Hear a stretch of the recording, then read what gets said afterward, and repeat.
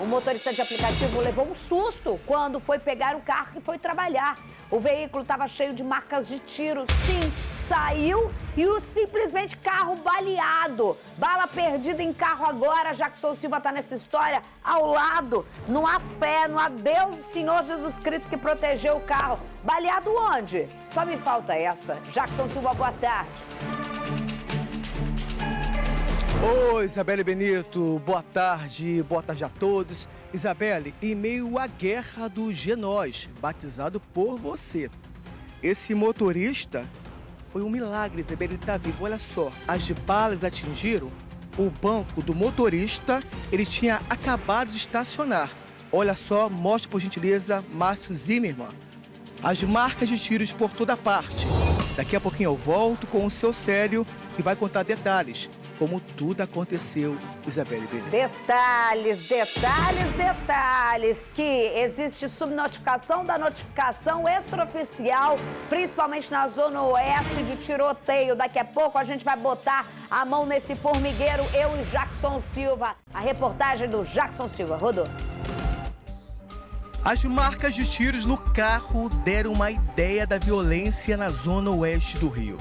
O veículo que estava estacionado foi atingido por pelo menos 20 tiros. Seu Célio é proprietário do automóvel. Ele não consegue esquecer um momento de terror. A surpresa foi que eu vi o meu carro todo fuzilado de tiro.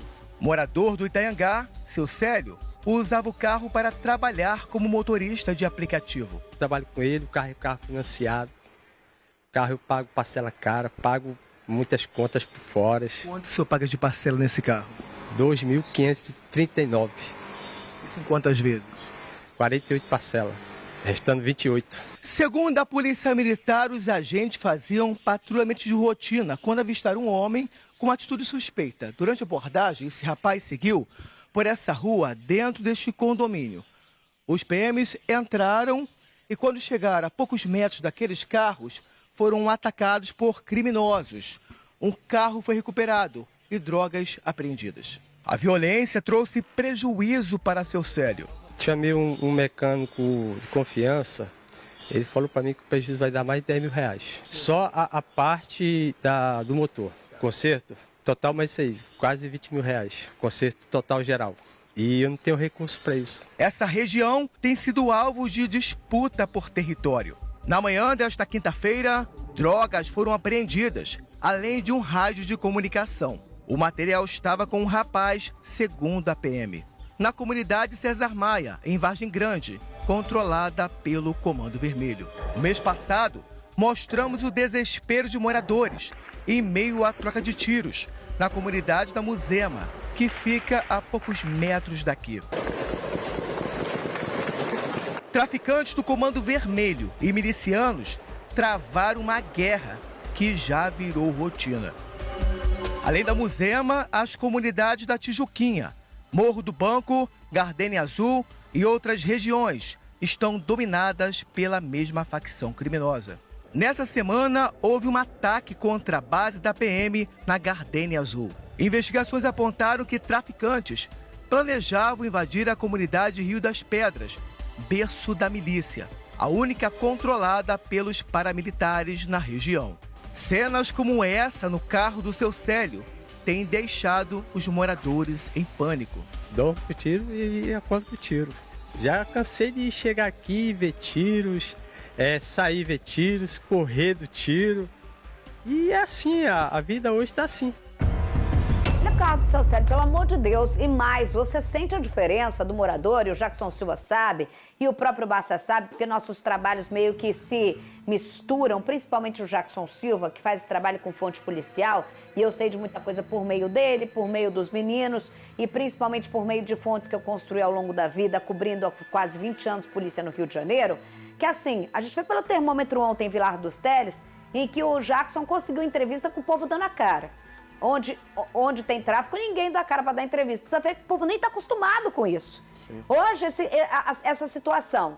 Ou seja, Jackson, por mais que a gente acabou de dar informação lá, em que a gente fala do Posto 12, Estrada dos Bandeirantes, Comunidade César Maia, que você citou aí, que é dominada pelo Comando Vermelho, que muita gente se assusta porque até então é acostumado a falar, como a Asa Branca que o Bassi falou aqui em off comigo, que a gente é acostumado a falar de milícia, ninguém está defendendo nada ou não, mas também em outros lugares em que você tem um perfil de poder paralelo diferente e que está atazanando a vida das pessoas, mas não é só atazanar, não é só ser explorado, é você tá parte de tiroteio e encontrar seu carro cheio de tiro do nada, coisa que não acontecia. E o termômetro é que as pessoas ainda dão entrevista. Daqui um mês tu vai voltar, ninguém vai dar entrevista não, Jackson Silva. Mais uma vez, boa tarde pra você.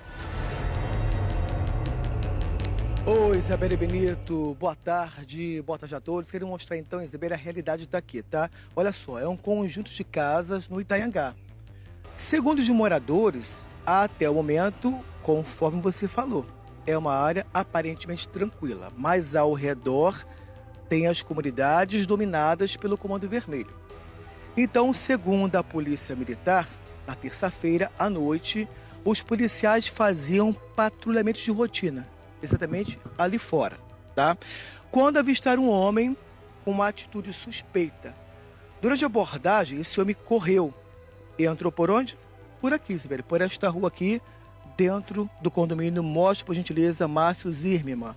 Correu por aqui. Os policiais, segundo a PM, vieram atrás. Quando chegaram nesse ponto, foram recebidos a tiros por quem? Segundo a polícia, por criminosos armados com fuzis. Agora, Isabelle, olha só o resultado dessa guerra. Você pode ver, ó, na parede do condomínio tem ali, ó, Comando Vermelho, ou seja, os traficantes já tentando colocar, né, a inscrição da facção criminosa, mas ainda está calmo por aqui. Agora veja o resultado disso, mostra por gentileza, Márcio Zirmima. Olha o carro desse motorista, totalmente metralhado ali no vidro e aqui também na lataria. Mostra por gentileza, Márcio. Agora, Isabelle, eu vou te mostrar aqui dentro. Por favor, Márcio, vem por gentileza aqui, ó. Eu vou abrir a porta para o Márcio conseguir entrar. Vai em direção ao carro, por gentileza. Eu vou abrir essa porta para você ter a dimensão do que aconteceu aqui, tá? Deixa eu abrir a porta, por gentileza, Márcio. Agora mostra aí, Márcio, por favor. Olha só. Dentro, você pode ver, no banco do motorista, olha só, marcas de tiros. E também no banco do carona.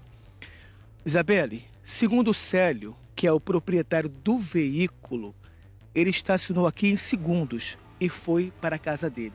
Agora veja só, todas as marcas de tiros no carro, atrás também no banco de trás também totalmente perfurado em segundos. Por pouco ele não foi baleado com a esposa, porque os tiros atingiram os dois bancos, tá? O banco do motorista e também o banco do carona. Deixa eu só tirar aqui o fio que agarrou. Agora vamos falar então com o seu Célio. Seu Célio, que cena, né, foi essa? A gente percebe que, conforme a Isabelle Benito falou, o senhor nasceu de novo, né? Porque é questão de segundos. O senhor estacionou, subiu. Logo depois veio essa troca de tiros. Que cena horrorosa. Olha, eu quando cheguei aqui a partir de 7h40 da noite com a minha esposa, né? Rotina de sempre, trabalho. E encostei o carro aqui, tudo normalmente. Manobrei o carro aqui, deixei ela no portão ali de casa. E daí fui para a residência. Depois de mais ou menos meia hora, 40 minutos, ouvi bastante tiro. Até falei para minha esposa, cara, tá tendo tiro lá embaixo ali. Eu acho que deve estar alguém aí, morreu, sei lá, alguma coisa. Depois quando acabou os tiros eu desci para ver, né? Aí veio a surpresa. Hã? Aí veio a surpresa. Aí veio a surpresa que, quando eu deparei, foi que o veículo estava todo atingido de tiros, entendeu? Todo fuzilado. E daí eu fiquei até sem ação na hora, porque trabalho com ele, entendeu? E é financiado, paga as contas. Coitado, ele tá até anestesiado, eu imagino que tá até com medo. DJ, abre aqui. Percebe, Isabelle? Ele tá muito emocionado. Não é nem emocionado. Tá muito emocionado, Isabelle, porque ele parcelou o carro ainda. Eu acho que a pessoa fica anestesiada. Se ele estiver me ouvindo, é claro que eu vou cair no óbvio. E é muito fácil a gente falar, graças a Deus. Ele sabe de dar graças a Deus de não estar vivo, né? Mas assim, é o pão de cada dia. Ganha como? Trabalhador tem que falar, ó, marca de tiro saindo, Como que você encontra uma coisa dessa? É assim, mexe com o psicológico das pessoas. Agora, eu queria trazer só aqui o Bárcia pra gente falar do seguinte. O Bárcia, ninguém vai defender aqui, mas a gente também nunca deixou de contar a verdade. A mudança do comportamento dessas disputas territoriais e da mudança de comportamento do antigo traficante, isso não aconteceria. Vamos falar a verdade? Sim, alguém metralhar o carro de um trabalhador? Não. O traficante que entra nessas comunidades novas e esses soldados pelos grandes traficantes, que no momento que tem uma falha, uma coisa aqui, porque eles agem desse tipo, é um tabuleiro. Sabe quando você joga tabuleiro na tua casa, você sente fraco o inimigo?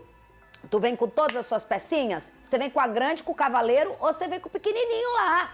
E aí tu vem jogando, do rei à dama, ao cavalo, onde você vai jogando. E aí, eu posso estar errada, tá? Mas na Zona Oeste, o que a gente vê é essa tentada tomada de território de uma facção só, bandidos extremamente inexperientes em algumas localidades estão sendo jogadas, que fazem isso, que acabam fazendo isso. E na falta da presença de polícia, que deveria estar ali para conter legalmente a violência, os caras fazem barbaridades que até mesmo uma área que já era tradicionalmente dominada por poder paralelo não acontecia. Eu tô errada? Não, tá certo. Na verdade, essa disputa territorial, né, hoje em dia ganhou uma agressividade muito maior, né? Ganhou uma agressividade muito maior. Quando você fala, né, de que sentiram ali uma fragilidade, é verdade, a milícia teve, não só porque problemas internos, né, uma disputa interna ali, né, o Tandera com o Zinho, mas também... O Zinho se entregando. O Zinho se entregando, a morte do Carlinhos Três Pontes, a morte do Eco, né, uma força-tarefa da Polícia Civil ali que apreendeu mais de 1 bilhão da milícia. A milícia deu uma enfraquecida e isso encorajou o tráfico de drogas a avançar. Só que aí você precisa de gente. Na verdade, Isabelle, sabe quem é que é enfraquecido e encoraja esses criminosos? O que precisava, aí sim, é de uma lei, né, que inibisse a ação desses grupos paralelos, né? Precisava que o Estado mostrasse força realmente, né, contra esses grupos paramilitares. Você não pode conviver, né, no Brasil com grupos paramilitares que disputam um território que é da população. Sanguinários com menores de 16 anos registrados pelas lentes aqui com um fuzil atirando, como e aí foi ontem ficam as lá dos pessoas Teles. ali. Na verdade, a gente chama de traficantes de drogas, mas na verdade o grande negócio deles agora é exploração territorial. É exploração territorial, exatamente isso. É exploração territorial. E aquela população que mora ali, na verdade, são escudos humanos para eles. Ali é o material de exploração deles, né? Então a gente não pode conviver com esses grupos paramilitares. É preciso que se tenha ali uma força-tarefa, né? Uma mudança drástica de lei, né? De leitura dessas facções criminosas, porque a gente não pode mais conviver com esse tipo de grupo. E como a gente já teve em outras localidades, hoje a gente tem a bandeira, Jackson Silva, numa última informação e numa última entrada, da Zona Oeste, porque o carro não foi à toa. Não é que foi em meio a essa disputa. Não, o carro dele foi alvo. Para mostrar o quê? Para mostrar presença, poder e medo numa população no entorno. Foi o carro dele. Como foi na Gardênia o comerciante que não tinha nada a ver com a história, o dono da padaria que teve que ficar de costas e virar no paredão. Se repete o modus operandi. Isso daqui, ó, é pra mostrar temor. Ninguém fica achando que isso daqui foi bala perdida. Pelo amor de Deus, isso daqui é pra mostrar temor numa comunidade que você domina pelo medo, gente. Jackson Silva. Isabelle, nós retratamos na reportagem os fatos que acontecem aqui, isso só nessa semana. Ataque à base da PM na Gardênia Azul, perto daqui também. Agora veja só, mostra por gentileza, Márcio, ali atrás, ó, ali é o Morro do Banco, tá vendo? Logo lá atrás. Aqui tá tudo cercado. E para piorar, essas áreas eram controladas pela milícia, ou seja, os moradores eram refém do poder paralelo. Agora o tráfico também tomou de volta essas comunidades, todas controladas, né, pelo Comando Vermelho. E agora os bandidos, os traficantes, querem Rio das Pedras. Já imaginou, Isabelle, os dois, tá? Os moradores são alvo dos dois, tá? Tanto da milícia como dos traficantes. Mas já imaginou o que pode acontecer? Isso aqui, ó. Hoje foi o carro do seu Célio. Amanhã pode ser uma vítima ali dentro. Por sorte, ele não foi atingido. Então mostre, por gentileza, Márcio, isso aqui, gente, para retratar o que os moradores estão sofrendo aqui. Isso aqui é só um exemplo. Eu quero só, Isabel, enfatizar o nome desses bandidos novamente, tá? O traficante BMW, sendo procurado, também tentou invadir isso aqui, que é o Juan Breno Malta Ramos Rodrigues. O bandido bem conhecido também, que é o Edgar Alves de Andrade, o Doca da Penha, ou Urso do Complexo da Penha. E também o Johnny Bravo, da Rocinha. São traficantes que invadiram essas regiões e querem invadir também Rio das Pedras, Isabelle Benito. Obrigado, Jackson Silva, pelas informações. Seu Célio, Deus te abençoe. Gratidão ali no seu retrovisor. É o que o senhor pode levar diante desse fato, dessa tristeza, que o senhor consiga muito mais, porque Deus é maior.